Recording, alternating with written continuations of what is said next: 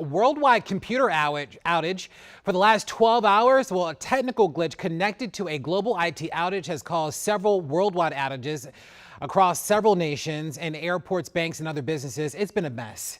Here are three things that you need to know right now about that outage. Up first, we're learning that this outage was caused by a defect and a Microsoft software update pushed out by a cybersecurity firm, CrowdStrike.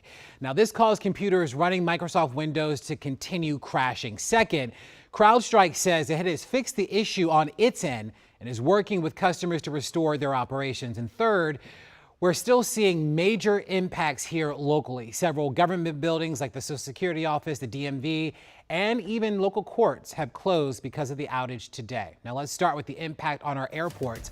The three major airports in our area seeing delays, even cancellations. This is new video just into our newsroom from Baltimore, Washington International Thurgood Marshall Airport. Look at this, long lines, lots of delays, even cancellations as well.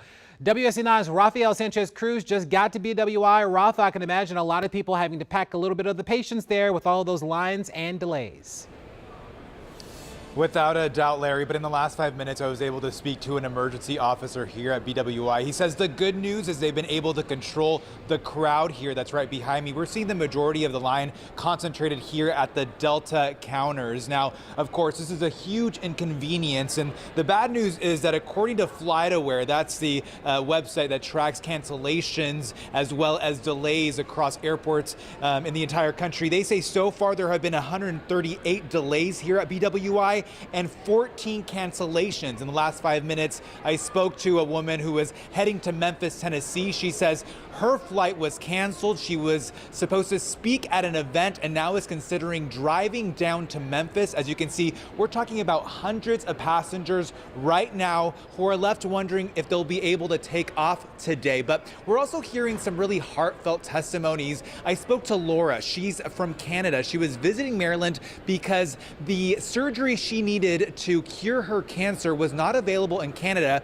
so she had to fly to the US and now was stuck here. She was really upset and was just hoping to get home because she says she's not feeling well after dealing with such a difficult situation. Let's hear a little bit more about what she had to say.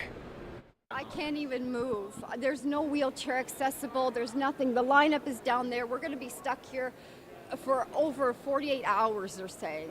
So it's not good. Everything is, we're trying our hardest. I want to get home. Yeah, it's a dire situation, but luckily your daughter's been helping you out through the process. Yes, and my husband's waiting for me, Fraser, and my mother's waiting. I'm dying to get home to my cat, Salem. When you woke up and heard the news of like delays, I was blown away. Now we're leaving Friday, and look at this disaster. This is a nightmare. hopefully you'll be able to get home safely as soon as possible, and I'm glad your surgery went well. Thank you so much. Thank you kindly. Thank you to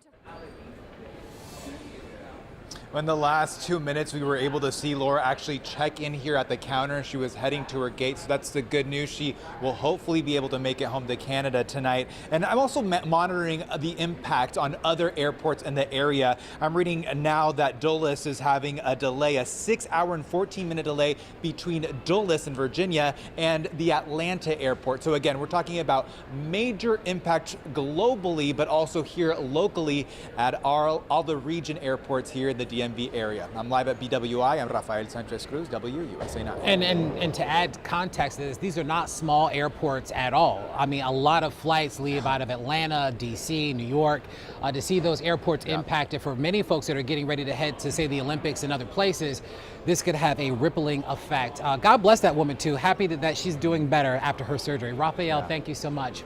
Another office feeling the impact of today's outages is DC's Department of Motor Vehicles. This morning, our Randy Ayala went to visit the DMV location on M Street in Southwest Washington, where she saw long lines and frustrated people waiting for their appointments. The DC DMV, the latest victim of this global tech outage. People started lining up here before 8 o'clock this morning, but employees have been coming out and telling them that their systems are currently shut down. Some of these folks, though, here are choosing to wait it out. We spoke with one man who says it's been a confusing and frustrating morning trying to navigate around this outage. We've been here about an hour and a half, and they do come out every now and again and tell us it's still down. But the lady behind me said that the Chief Technology Officer, the Octo, said that DC was all running fine, so I thought I'd reply to that on X and say the DMV is all down.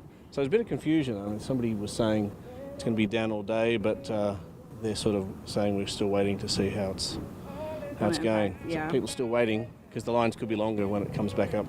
We did reach out to a DMV spokesperson to try to figure out what's going on here. They tell me that the DMV is experiencing impact to services. They say service centers are open, but individual services may be impacted. The self-service kiosks at the Fort Stanton and Tacoma rec centers are working. They say they're troubleshooting at the inspection station on Half Street. I've heard employees out here tell folks to dial 311 for more information. They say they're going to update 311 when their systems are back online and running. No clue at this point if that's going to happen today or at some point later tonight, tomorrow. But once we find out some more information, we'll be sure to update you. For now in Southwest, Randy Ayala, WUSA 9. All right, Randy, thank you so much. So when we have situations like this, our Verified team gets to work. And when it comes to this worldwide outage, we have you covered. Matt Gregory joining us right now in studio to talk about CrowdStrike, this catastrophe.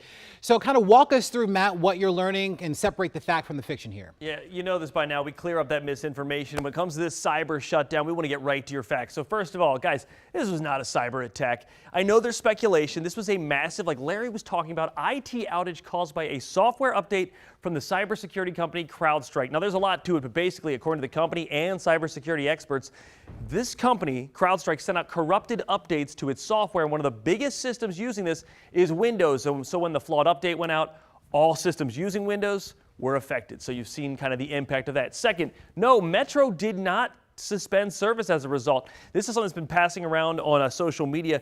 Metro GM Randy Clark says that the outage affected the opening of Metro and bus lines, and there were issues with planning and trip operations, but no suspension of service. Metro is running just fine. And also, thirdly, no, this didn't affect all the airlines. You saw Raphael there right now. He was talking about these 3 airlines that were hit particularly hard: American, Delta, and United. All of those saw significant delays or cancellations. Now, we're still working to figure out why some weren't affected, and we'll have more on this starting at 4 o'clock this afternoon. Larry, back to you. All right, Matt, we'll see you then. Thank you so much.